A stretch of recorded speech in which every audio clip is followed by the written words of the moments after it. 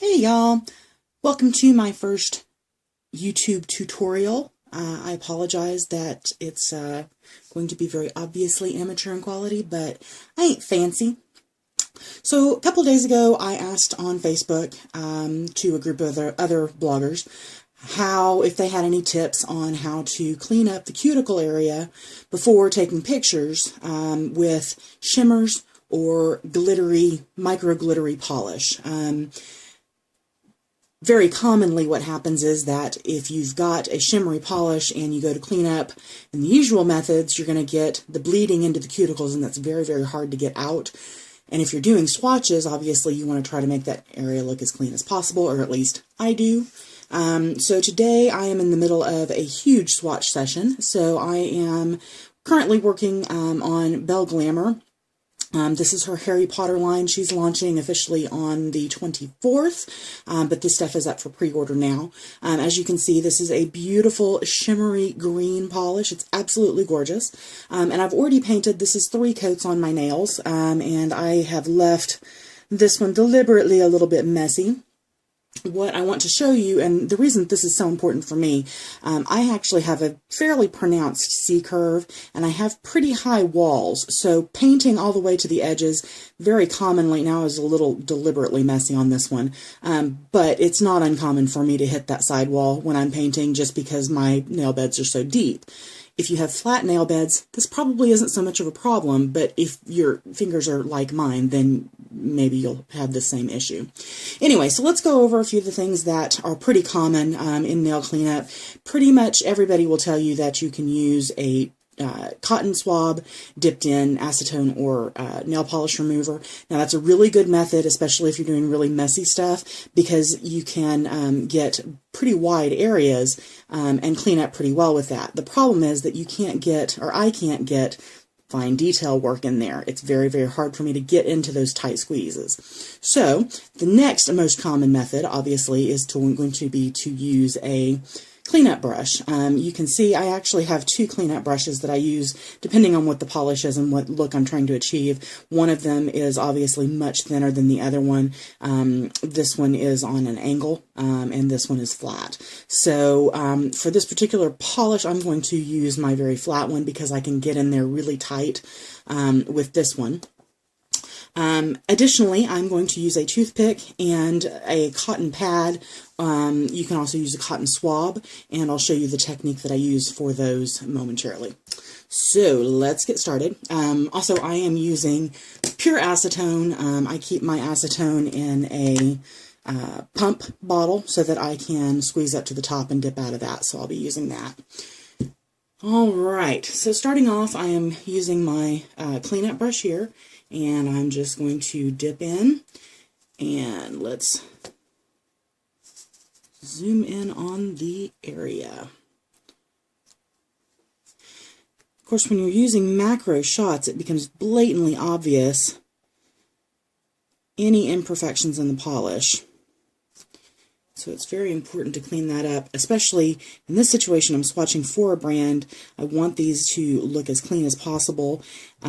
If I were just wearing this polish for a day out, it probably would not be as necessary for me to get it as clean. I would probably just stop with the cleanup brush.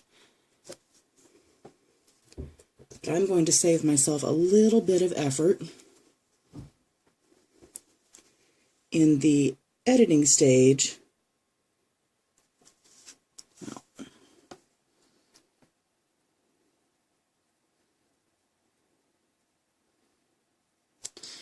And as you can see, I'm getting at most of the big stuff, but I've still got a lot of shimmer that's hanging out down there in those deep crevices.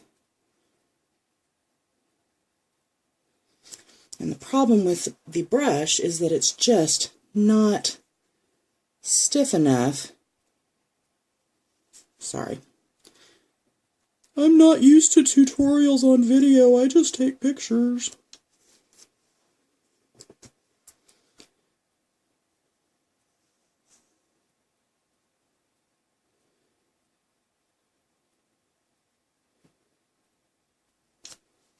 Alright, so there you can see I've pretty well got the majority of the polish out of my lines. maybe a little bit down there. All right, the rest of it I'm going to clean up on this next bit. All right, so I'm going to take my cotton bud and a toothpick, cotton pad, and all I'm basically going to do, this is not unique, I've seen this on other places that they use it in substitute for a cotton ball or a cotton swab. All the cottons, I can't get them used to. But I'm actually going to roll this a little bit thinner. You can see what I just did there. I dipped into the side, I pulled a little bit of the loose cotton from the inside, and now I'm just twisting the toothpick between my fingers, and I'm trying to focus on pulling the cotton up to the tip, but I also want the tip to have a very fine line. I just mostly want to make sure that I've covered up the sharp end of that toothpick because nobody likes to gouge themselves.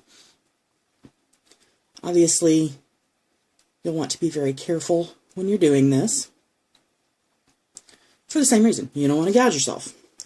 Alright, so now what I can do is dip that into my acetone, and because I don't want a whole bunch of loose acetone, I'm just going to kind of gently wring that out.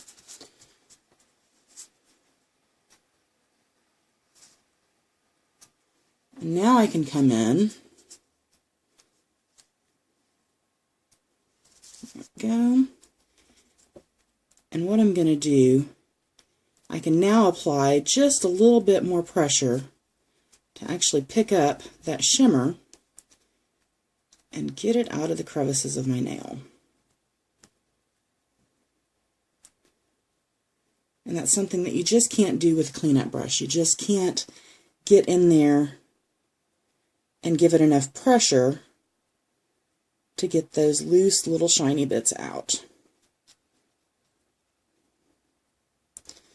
And because I've created such a fine tip, sorry, I'm completely out of frame, because I've made such a fine tip on the end of that toothpick, I'm able to get in there and push my cuticle back. Re-wetting, my acetone is dried up, so I'm re-wetting. But now I can come in and just push my cuticle back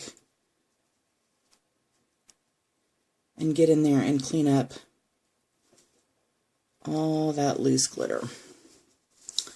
So now what I have is a pretty photo-ready nail, and you can see on the end of my Q-tip, it really wasn't that much, but it was enough that it makes a pretty noticeable difference to my end result. And you can see all around, I've still got a little bit of shimmer. I can come in and just kind of with the side of my makeshift cotton swab,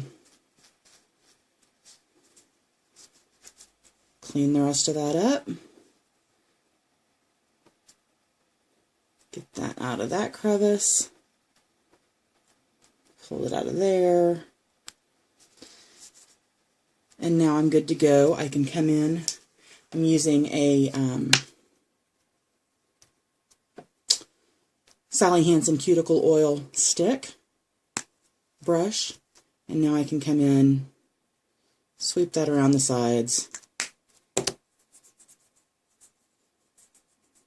give that a nice rub in, and now I've got photo ready hands. If you have any loose glimmer or shimmer anywhere kind of hanging out around the edges of your fingers, once your polish is dry, obviously that would be a really good time to go wash your hands, because if you've used acetone, the chances are pretty good that you've gotten rid of any of the sealant base that would actually make it adhere to your skin. So when you go in and wash your hands with soap and water, you can get the rest of that off, and then you won't have to worry about it being in your shots. I hope this was helpful for some of you. Again, if you're just wearing polish on a daily basis, probably not that big of a deal. Nobody's going to be inspecting your hands that much. But if you are in the hobby of taking pictures of your manicures, I hope that this was a helpful hint for you, and that you'll be able to get some use out of that. If you're not already, if you stumbled across this on YouTube, I do have a blog where I show nail art and swatches. That's going to be Fixin to Faff, just like it's spelled here, .blogspot.co.uk. And if you are stumbling across my blog, I may wind up putting some more tutorial videos up. I don't know. We'll see. Anyway, I hope you're all having a great day, and thanks for watching.